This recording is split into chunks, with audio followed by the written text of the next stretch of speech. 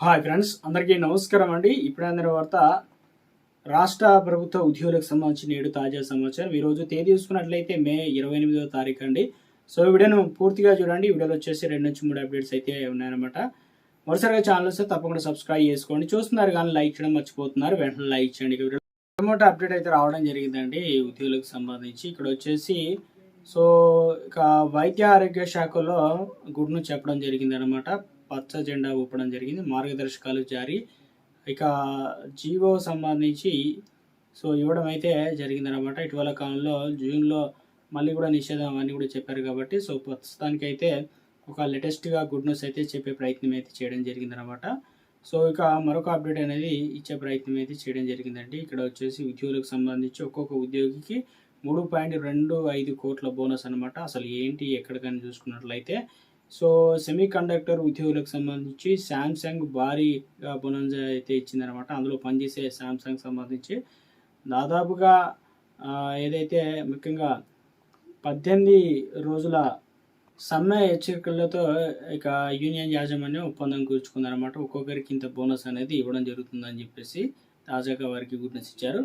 మంత్రి Seethakka good news చెప్పారన్నమాట. ఎందుకంటే ప్రభుత్వ ఉద్యోగులకు అందాల్సిన ఆర్థిక ప్రయోజనాలను తమ ప్రభుత్వం సకాలంలో చెల్లించి వారికి అండగా నిలుస్తుందని దేవాదాయ శాఖ మంత్రి కొండా సురేఖ అయితే అన్నారన్నమాట.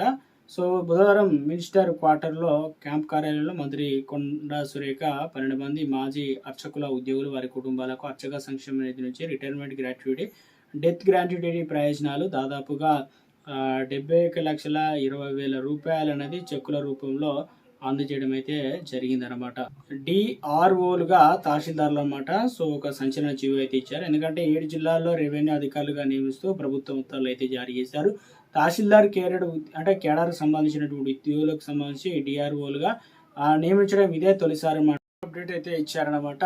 సో ముఖ్యంగా రాష్ట్ర ప్రభుత్వ ఉద్యోగులకు బదిలీ చేయడానికి ప్రభుత్వం ఇచ్చిన ఉత్తర్వులు కొంతమంది ఉన్నతాధికారులు ఉల్లంఘిస్తూ ఉన్నారని తెలంగాణ ఉద్యోగులకు సంబంధించి ఐక్యాస టీజీఈ జాక్ ప్రకటనలు అయితే మండిపడింది. ఎందుకంటే జీవో 38 ద్వారా ప్రభుత్వం బదిలీ ఎలా చేయాలో మార్గదర్శకాలు విడుదల చేసిన కొన్ని శాఖల ఉన్నతాధికారులు తమకు ఆలోచించినట్లు ఉత్తర్వులు వక్ర భాష్యం చెబుతూ నిర్ణయాలు తీసుకుంటున్నారని చెప్పేసి ఐక్యాస చైర్మన్ ఇక తదితరులు అయితే ఇక ఇందులో భాగంగానే ఇతర మరికొన్ని శాఖల్లో ప్రభుత్వ ఉత్తర్వుల ప్రకారం ఒక స్టేషన్లో 4 ఏళ్ళు సర్వీసులో పూర్తి చేసుకున్న వారిని తప్పనిసరిగా బదిలీ చేయాలని, అందులోనూ 40% మించకుండా చేయాలని చెప్పేసి తెలియజేశారు. అయితే ఈ శాఖల్లో మాత్రం 4 ఏళ్ల లోపు సర్వీస్ పూర్తి చేసిన వారిని కూడా బదిలీ చేస్తామనడం ఏంటని ప్రశ్నించారు.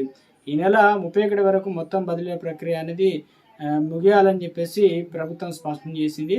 సో ఇందులో వచ్చేసి ఆబ్కారీ వాణిజ్య పన్నుల శాఖలో బదిలీలు ఊసేలేదని విమర్శించడం అయితే జరిగిందనమాట. సో ఒక అప్డేట్ అనేది ఇచ్చే ప్రయత్నం అయితే చేయడం జరిగిందండి. సో మరో అప్డేట్ అయితే వచ్చిందండి. ఇక వైద్య ఆరోగ్య శాఖలో వెబ్ కౌన్సిలింగ్ ద్వారా బదిలీలు జూన్ 3-4 తేదీల్లో ఆప్షన్లు ఇస్తారన్నమాట స్వీకరణ. ఇక వైద్య ఆరోగ్య శాఖలో బదిలీ పోస్టింగ్ల ప్రక్రియ వెబ్ కౌన్సిలింగ్ ద్వారా నిర్వహించాలని ఆ శాఖ నిర్ణయం తీసుకుందనమాట. ఈ నెల 29న ఖాళీల జాబితా, దీర్ఘకాలిక పనిచేస్తున్న ఉద్యోగుల వివరాలు ఇవన్నీ కూడా వెల్లడించనున్నారు. తొలుత ఈ జాబితాపై ఉద్యోగుల వైద్యుల నుంచి ఫిర్యాదు స్వీకరించి వాటిని పరిష్కరించిన తర్వాతనే బదిలీలు చేపట్టనున్నట్లు చెబుతున్నారు. ఈ మేరకు వైద్య ఆరోగ్య శాఖ ముఖ్య కార్యదర్శి క్రిస్టియానా చెంగుతూ ఉత్తర్వులు అయితే జారీ చేయడం జరిగిందనమాట. సో అప్డేట్ అనేది ఇవ్వడం అయితే జరిగిందనమాట. సో అందులో వచ్చేసి ఖాళీలో దీర్ఘకాలికంగా పనిచేసిన ఉద్యోగుల జాబితాను ఇందులో వచ్చేసి 30-31 జాబితాలో ఆన్లైన్లో అభ్యర్థుల స్వీకరణ, తర్వాత జూన్ 2న ఫిర్యాదుల పరిష్కారం, తుది జాబితా ప్రచురణ, తర్వాత 3-4 తేదీల్లో వచ్చేసి జూన్ బదిలీలో ఆన్లైన్లో దరఖాస్తు ఆప్షన్లు అయితే నమోదు చేసుకోవచ్చు. 6 తేదీన బదిలీ ప్రక్రియ, తుది జాబితా అవన్నీ కూడా కంప్లీట్ అనేది చేయనున్నారనమాట. సో అప్డేట్ అనేది ఇచ్చే ప్రయత్నం అయితే చేయడం జరిగిందనమాట. సో ఇక మరొక అప్డేట్ అనేది ఇవ్వడం అయితే జరిగిందండి ఉద్యోగులకు సంబంధించి. ఇందులో వచ్చేసి 12 మంది తహసీల్దారులకు సంబంధించి బదిలీ చేసినట్టుగా రాష్ట్ర వ్యాప్తంగా ఒక అప్డేట్ అనేది రావడం జరిగిందండి ఉద్యోగులకు సంబంధించి. సో ఇక తెలంగాణ రాష్ట్ర వ్యాప్తంగా కేంద్రం నుంచి 8వ వేతన సంఘం ఉద్యోగులకు సంబంధించి 5 అంచెల ఫిట్మెంట్ ఫ్యాక్టర్ ఏదైతే ఉందో ఇక ఫార్ములాను ప్రతిపాదించడం జరిగింది. దీనికి సంబంధించి పే కమిషన్ అంగీకరిస్తే ఉద్యోగులకు సంబంధించి 400% వరకు జీతాలు అనేది పెరిగే అవకాశాలు అయితే ఉన్నాయన్నమాట. ఇవి తెలంగాణలో ఉద్యోగులు పనిచేస్తున్న ఆంధ్రప్రదేశ్లో కావచ్చు, కేంద్రం నుంచి కాబట్టి మొత్తానికి. అయితే ఈ కొత్త ఫార్ములా ఇప్పుడు దేశవ్యాప్తంగా హాట్ టాపిక్గా మారింది. ఇండియన్ రైల్వే టెక్నాలజీ ముఖ్యంగా సూపర్వైజర్ అసోసియేషన్లు సహా వివిధ ఉద్యోగ సంఘాలు కమిషన్ ముందు ఉంచిన డిమాండ్లు, జీతాల లెక్క పూర్తి వివరాలు ఇక్కడ ఉన్నాయన్నమాట. సో ఇందులో వచ్చేసి గత వేతన సంఘంలో దేశంలో అన్ని స్థాయిలో ఉద్యోగులకు ఒకే రకమైన ఫిట్మెంట్ ఫ్యాక్టర్లు ఉపయోగించేవారు. కానీ ఈసారి మాత్రం IRTSA ఉద్యోగులకు పే లెవెల్ అనుగుణంగానే 5 వేర్వేరు ఫిట్మెంట్ ఫ్యాక్టర్లు వర్తింపజేయనున్నట్లు అప్డేట్ ఇచ్చారు.